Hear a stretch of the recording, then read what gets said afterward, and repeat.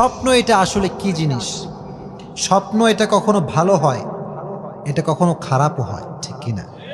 তবে স্বপ্ন এটা কেমন জিনিস, এটার বাস্তবতা আদৌ আছে কিনা, এটা নিয়ে ইসলামিক স্কলার এবং দার্শনিকদের মাঝে মতামত রয়েছে, একটা ভিন্নতা রয়েছে, মতপার্থক্য রয়েছে।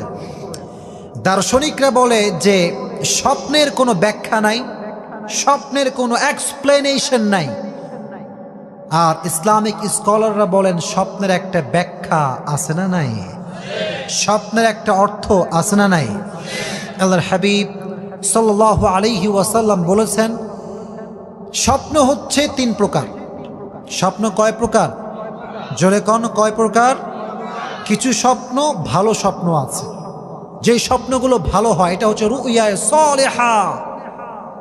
আর কিছু স্বপ্ন আছে রুইয়ায়ে নফসানি, মানুষ যা যা ভাবে রাতের বেলা ঘুমাইলে তাই তাই স্বপ্ন দেখে, ঠিক কিনা? আর কিছু স্বপ্ন আছে রুইয়ায়ে শয়তানি, যেই স্বপ্নগুলো শুধুমাত্র শয়তানের পক্ষ থেকে আসে।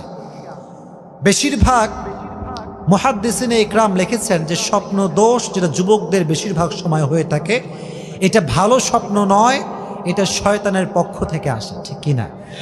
প্রিয় ভাইরা, এটা খুবই একটা সেনসিটিভ ইস্যু। অনেকে মনে করতে পারেন যে হুজুর এ বিষয়ে কথা বলছেন লজ্জা লাগছে। না, লজ্জার কোনো কারণ নেই। এটা আপনাকে জানতে হবে, বাঁচতে হলে জানার দরকার আছে না নাই? এই স্বপ্ন দোষ এটা শুধুমাত্র ছেলেদের হয় না, মেয়েদের হয়। এটার এই সমস্যাটা সবাই সম্মুখীন হয়, ঠিক কিনা? এখন দেখেন প্রিয় ভাইরা, ইসলামের কিছু সলিউশন আছে। ইসলামকে প্রত্যেকটা পর্যায়ে আপনার জানতে হবে, ঠিক কিনা? দেখেন প্রিয় ভাইরা, এটা কেন হয় এর কিছু স্পেসিফিক রিজন আছে, কারণ আছে। আপনারা শুনবেন তো সবাই ইনশাআল্লাহ? দেখেন, এটা খুব খারাপ একটা জিনিস। ইভেন অনেক যুবক আছে যাদের এই সমস্যার কারণে ফিজিক্যালি তারা অনেক বেশি অসুস্থ হয়ে পড়ে। আমি আমার নিজের চোখে অনেককে দেখেছি যাদের এই সমস্যার কারণে তারা অনেক প্রবলেম ফেস করেছে। ইভেন তারা এতটা বেশি রোগী হয়ে গিয়েছে যে পুরো বছরটায় তারা পড়াশোনা করতে পারে নাই। আল্লাহ সবাইকে এই সমস্যা থেকে, রোগ থেকে বাঁচায় দিক, পড়ুন আমিন। কেন হয়? একটা কারণ আছে। কয়টা কারণ?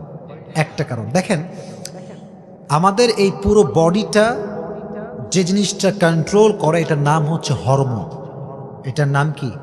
হরমোন। হরমোন এটা এমন একটা জিনিস, যখন আপনি ঘুমিয়ে যান তো আপনারা সব কিছু ঘুমিয়ে গেলেও হরমোন কিন্তু ঘুমায় না, ঠিক কিনা বলেন? এর প্রমাণটা কি? হরমোনটা ঘুমায় না বলে আপনার ব্রেইনটা কিন্তু চিন্তা করতেই থাকে, করতেই থাকে, করতেই থাকে। কিভাবে চিন্তা করে? যেই যুবকটা সকাল থেকে নিয়ে রাত পর্যন্ত বাজে অশ্লীল ভিডিও মোবাইলে দেখে, যদি আমি স্পষ্ট ভাষায় বলি, পর্নোগ্রাফি যেই যুবক দেখে, ব্লু ফিল্ম যেই যুবকটা দেখে, এই চিন্তাগুলো ব্রেইনে বসে যায়, এটা ভেতরে বসে যায়। যখন আপনি ঘুমিয়ে যান, সব ঘুমালেও হরমোনটা জেগে থাকে, আর ওই ইমোরালিটি, ব্যাড থিঙ্কিং, চিন্তাগুলো এটা আপনার স্বপ্নে আসে। যেই নারীকে আপনি সারাদিন দেখেছেন ওই নারী আপনার স্বপ্নে আসে। এই সমস্ত বাজে চিন্তার কারণে বেশিরভাগ যুবক স্বপ্ন দোষের মতো এই খারাপ জিনিসের সম্মুখীন হতে হয়, ঠিক কিনা বলা? তাহলে কি বাজে চিন্তা আজ থেকে করা যাবে? আজ থেকে কোনো ব্লু ফিল্ম দেখা যাবে? কোনো পর্নোগ্রাফি দেখা যাবে? দেখবা না। এটা হচ্ছে 1 নাম্বার কারণ। এর কারণে স্বপ্ন দোষ বেশি হয়। স্বপ্ন দোষ হলে করণীয় কি, ইসলাম কি বলেছে, এটা আপনারা সবাই শুনবেন তো ইনশাআল্লাহ।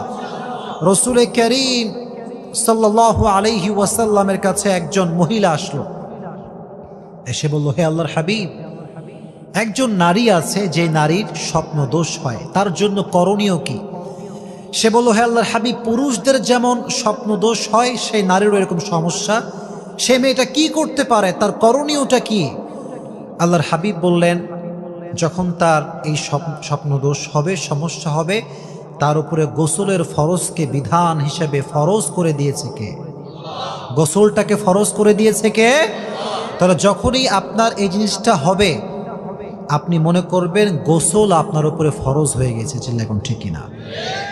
এক নাম্বার করণীয়। আর একটা বিষয় বলি প্রিয় ভাইরা, এটা অনেকেই ফেস করেন, মাসলাটা খুবই গুরুত্বপূর্ণ, ভালো করে শুনবেন। অনেক সময় দেখবেন যে ঘুম থেকে ওঠার পরে আমাদের যেটা ড্রেস, যে পোশাক, এখানে মাঝে মাঝে আমরা তরলতা কিছু দেখতে পাই, তরল দেখতে পাই না, ভিজা এরকম মাঝে মাঝে। লজ্জা পাচ্ছেন নাকি আপনারা? মাঝে মাঝে হয় কি হয় না? অনেকের প্রশ্ন, হুজুর আমি কি করব? মাঝে মাঝে দেখা যায় এটা গাঢ়, মাঝে মাঝে এটা হালকা হয়। কোন সময় কি করতে পারেন, গোসল করতে হবে কি হবে না, এইটা আমি আপনাকে বলছি। এখানে আপনি একটি বিষয় খেয়াল রাখবেন, যখন আপনি দেখবেন যে আপনার ঘুম থেকে ওঠার পরে আপনার পায়জামাতে কোনো ভিজা জাতীয় তরলতা আপনি লক্ষ্য করছেন, সেক্ষেত্রে আপনি ভাববেন যে আমি ঘুমে কোনো কিছু দেখেছি কি দেখি নাই, ঘুমে কোনো কিছু দেখেছি কি দেখি নাই। যদি আমি দেখে থাকি যেটা আমার শরীরে লেগে আছে তরলতা, এটা কি খুব বেশি গাঢ় না খুব পাতলা? যদি আপনার গালেবে গুমান এটা হয়, বা প্রবল ধারণা যে এটা গাঢ় বীর্যপাত, এটা পাতলা কিছু নয়, সেই ক্ষেত্রে মনে রাখবেন এই প্রবল ধারণা হওয়ার কারণে গোসল আপনার উপরে ফরজ করে দিয়েছে একজন, তিনি কে? আর যদি প্রবল ধারণা না হয়, সন্দেহ যে নাও হতে পারে, হালকা ভিজা জাতীয়, বেশি একটা বীর্যটা গাঢ় না, ঘন না, হালকা পাতলা, সেক্ষেত্রে বিধান হচ্ছে আপনি ওই জায়গাটা ধুয়ে নেবেন, ধুয়ে নিয়ে অজু করে নামাজ পড়ে নেবেন, আপনার নামাজ ইনশাআল্লাহ হয়ে যাবে। ঠিক আছে ইনশাআল্লাহ।